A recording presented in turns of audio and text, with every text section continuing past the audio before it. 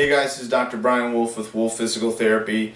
Today I want to talk a little bit about a type of mobility that we don't really talk about much that can really affect CrossFitters. And if you're working out of the gym and you're getting really a lot of anterior shoulder pain that can be influenced either from your neck or shoulder or sometimes even your elbow, hand, and wrist. And you may be feeling some of this as a type of pain that's a problem that can be easily fixed.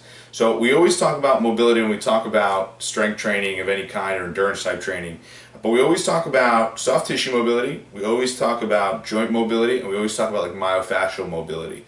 But we never talk about this idea of neurodynamics or how to improve neural mobility. And so the idea is there can be a lot of tension placed on the nerve so that specific nerves in your body, we have nerves that run all over our body, but specifically with neck and shoulder pain, up this nerve network that stems from our brain, goes to our brainstem and down the spinal cord and comes down our arm. If the nerve mobility isn't where it needs to be, it will cause pain a lot of times after types of traction movements or where the chest, shoulder, and neck are heavily involved, like bench pressing. So with the traction, it'll be something like even deadlifting will cause it, but mainly pull-ups or rope climbs will be the bigger problem where you'll have pain. So here's a really quick exercise on how to try it. So when we talk about this idea of neurodynamics, what we're trying to do is floss the nerve. And so if there's a lot of tension being placed on a nerve, really after you exercise when you feel it, or while you're exercising doing certain things, you'll feel it, but it'll be more so afterwards because you're influencing that nerve. So along the line, if you have any questions, you can contact us on our website at wolfphysicaltherapy.com and learn more if you're nervous about trying this on your own.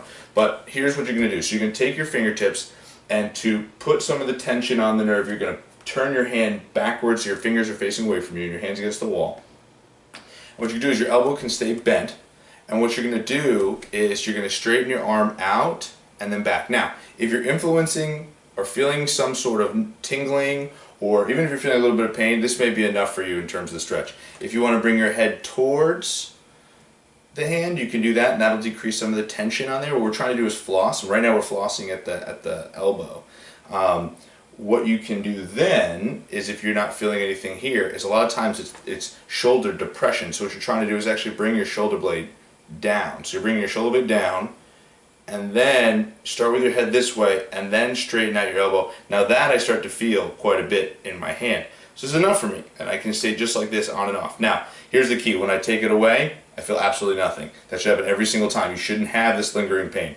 All right, if you're nervous about doing that, again, contact us on the website at wolfphysicaltherapy.com. But what you're trying to do is influence this to the point where if you have pain, I'm trying to influence that nerve by flossing it along. If we think about a string that's coming from the top of our head or from our brain, down through our neck, out through our arm, down to our fingertips, what we're doing is I don't want to put a ton of tension like this on it, because that's going to, one, cause a lot of pain, and two, can cause other problems. So what you're trying to do is just keep it on a little bit of slack, but we're trying to influence it in different areas, sort of like if we were plucking a guitar string. So we're looking to pluck in different ways and see how we can influence the nerve.